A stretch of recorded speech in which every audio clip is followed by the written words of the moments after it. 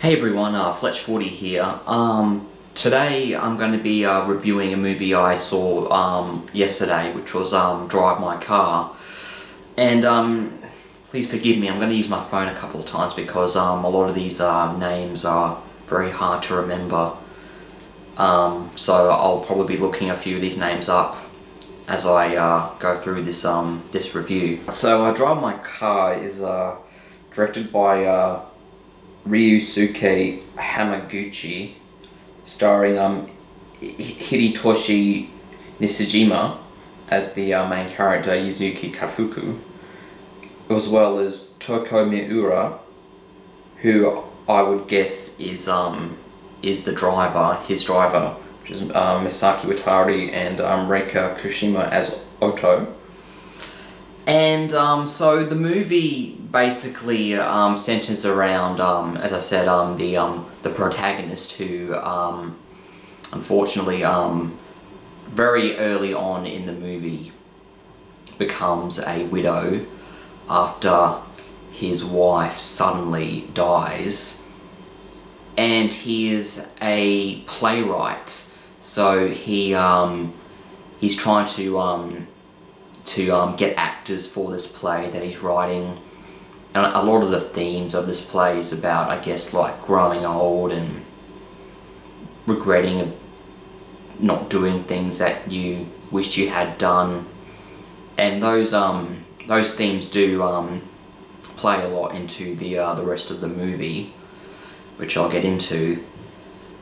But is this movie worth watching? Yes, definitely, absolutely. Though I don't think that this movie will sit well with everyone because of just how long it is. This movie goes for over 3 hours, and a lot of people are probably not going to like the way it's paced. It's quite a slow-moving movie, and I could see why certain people would probably become tired of it and would probably leave before the movie's over. Though, even though it is long, and it does sometimes feel like it drags in certain bits, I did have a good time with this. I just kind of like, I just like sitting there and just kind of just like going into like this zen state of just like watching all of these long driving scenes across the landscapes of like Japan, and there are several really long dialogue scenes that do take place in this car, and I did like how long they were, though I'm not sure that everyone will like this. It is also a very nice looking movie. This movie does capture a lot of great locations in Japan. As I said, a lot of shots of Japanese roads and a lot of Japanese architecture and like wildlife and like plants and trees and mountains is showcased in this movie, and it looked really nice. Definitely, it was shot very well, and none of the shots felt like they were like shaky or like really, or like they were boring or anything. They were very crisp. They were very very steady, very smooth, very overall just really clear, vibrant shots of Japan in this movie. So definitely so the prologue of this movie is about 30 minutes long, which is all the events with the protagonist's wife and her death, and then it jumps forward 2 years later into where the rest of the movie takes place. So the acting was pretty good. I do feel like it could have been, I don't know, a bit more emotional, a little bit more, say, just I don't know, like just like they weren't in the zone as much as I thought kind of wanted them to be. They were just kind of just sitting there and talking, but there were emotional moments for sure. But a lot of the characters in this movie are just people that just basically talk, and there really isn't a lot of like they're not really telegraphing themselves theatrically a lot in this movie. But there are moments where the acting does seem to get through a bit. But as I said, it's not bad acting. It was just a bit, I don't know, just a little bit diluted.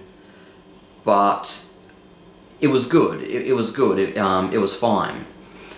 But the story takes a lot of twists and turns, and definitely when the movie's over, these characters are different than what they were at the start, which is what you want most good movies to do. But I really enjoyed it. I enjoyed its length. I enjoyed its music, even though about 90% of this music was without music. But there is a bit of music in some scenes that come on occasionally, which I liked. But yeah, definitely the one thing about this movie that will turn a lot of people away is just how long it is. It does feel like it does go on for too long, and you have to be in like a certain mindset to sit down and watch this movie in length. So you have to be in that certain zone, just kind of just like zone into the movie, in this kind of like this zen-like state, and just watch it all unfold before you.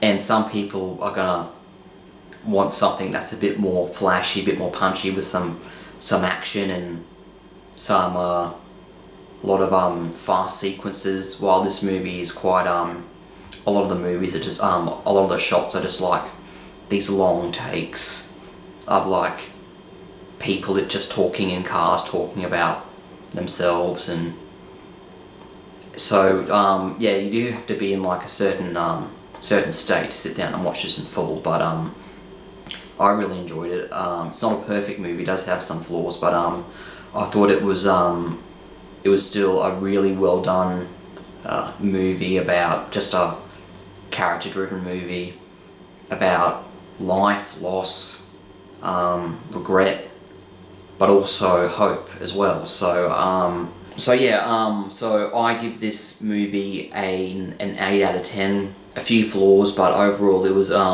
pretty masterful of what the director was able to do here. It was a very it was a really relaxing and very